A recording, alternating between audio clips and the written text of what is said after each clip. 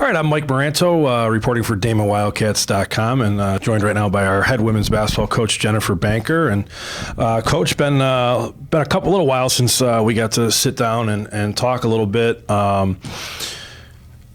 You guys 1-2 in recent games here this month. A 65-44 loss to nationally ranked St. Thomas Aquinas back on December 8th. That was the second nationally ranked team you guys have played this year. But then a nice bounce back with a 72-52 win against Mercy. Followed that up with a 64-60 loss at Bridgeport. So I guess we'll, dive into the Mercy game. That snapped a 7-game losing streak. So I'm sure maybe felt like the weight of the world was off your shoulders a little bit. And we've been talking every time you've been telling me you're looking for that complete game out of your team. That was probably maybe the closest that you've been to that. Is that correct? Right. Yeah. I mean, I thought our kids played pretty well. I don't know that it was complete. there were points there in the second half, but overall, I thought the flow was much better. I mean, we've been trying to get better at each individual thing, and yeah, that was they put a lot together that game.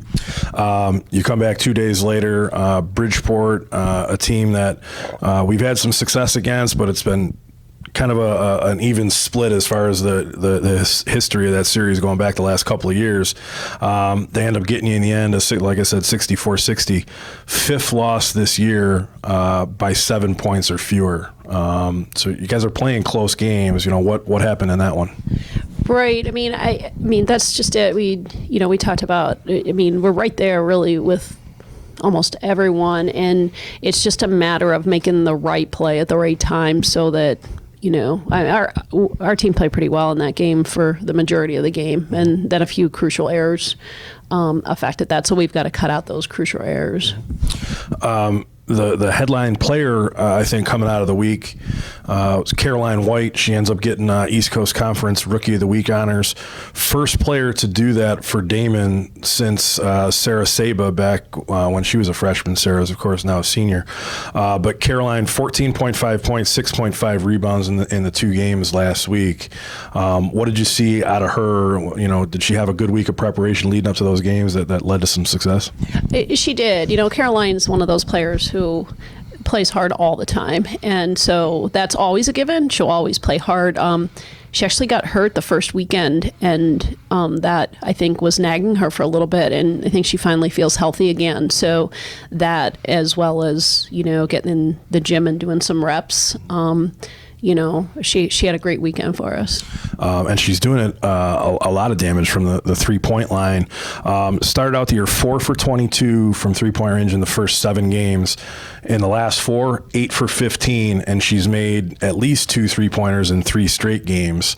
So it's nice to see her get on track from deep. I'm sure that's a much appreciated addition to your offensive efforts.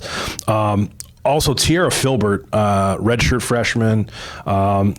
We've seen sparks from her early in the season. She got inserted into the starting lineup a couple of games ago, and then she comes up with a career-high 19 points against Bridgeport. Right. Tiara is, again, like Caroline, will work hard all the time. So that's a consistent thing. You never have to worry about that. Tara missed the whole year last year due to an injury that really she was not able to do anything. So she's just getting every game a little more comfortable. So I think you started to see what she's capable of in that Bridgeport game. Sure. Another player that's been giving you some good minutes off the bench is Erin Egan. Erin's a junior forward from right down the street at Williamsville South, and maybe not doing it so much in the scoring column, but boy, kind of like Caroline, she seems to play hard all the time.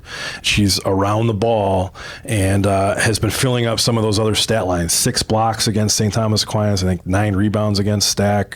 She had 7 rebounds in the win against Mercy. So what is that extra production off the bench from Erin meant to you guys recently? Yeah, it's great to have Erin coming off the bench. She's got great energy, hits the offensive boards for us, can play defense, and can really play a couple different positions for us also, depending on where she's needed. So it's great to have Erin to bring off the bench and give you that spark. You need those players come off the bench that can give you a spark, and she's one of the ones that we can always count on to do that. One player that we haven't mentioned other than that historical reference is Sarah Saba. She continues to do her thing. I tweeted this out the other day. We're just checking career numbers for Sarah. For anybody that doesn't know, Sarah's a two-time first-team All-League player. She's going to go down as one of the best players in team history. Career points, 1,440 is 7th all-time. Blocks, 129, 8th all-time. Field goals made, she's over 500, tied for 8th all-time. Field goals attempted, 1,255 is 8th all-time. Free throws made, she's 5th all-time with 340. And free throws attempted, 497, which is 7th all-time. So she is really starting to move and is going to have a chance to be in the top 5 of a lot of those categories by the end of the season. So I just wanted to mention that. NCAA mandated break is in effect now. It's a 7-day stretch that you're not allowed to practice, and you've actually elected to give your team a little bit more time off than that. How do you deal with that as a coach? Because it's the longest stretch that they'll go without basketball really since early September.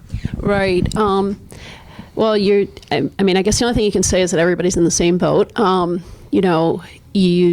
The players, you really at this point, they're home, so they've got to be the ones that put in that effort over the time. It's tough. I'll be honest with you. It's tough to play half of your season and be off straight for 7 days. It's tough, but the players have got to get in the gym and work out and maintain that conditioning level. So you guys will come back to practice on December 27th, and it's a relatively quick turnaround because you'll be on the road then for road games December 29th at St. Anselm and December 30th at St. Michael's. A couple of Northeast 10 opponents, 2 opponents that were here last year. So you might have a little bit of familiarity with them. What do you know looking at them this year? Both teams are very strong. Both teams are very strong, even in the Northeast 10, which is a strong conference. So they'll be, they'll be tough opponents, but I don't know that they're going to be too much different than we've seen all year. So I mean, I think our non-conference schedule has been pretty difficult as it is. So I think it'll be 2 more along those lines. Well, I want to thank you for joining me today, Coach, and certainly wish you and your family a happy holiday season. And to anybody watching at home, happy holidays. Wish it to be a safe and happy holiday season for you. We will have information posted at DamonWildcats.com next week leading up to the 2 road games. And you and I will reconvene after the first of the year. So Happy New Year as well. And best of luck in those 2 games. And we'll see you after the New Year.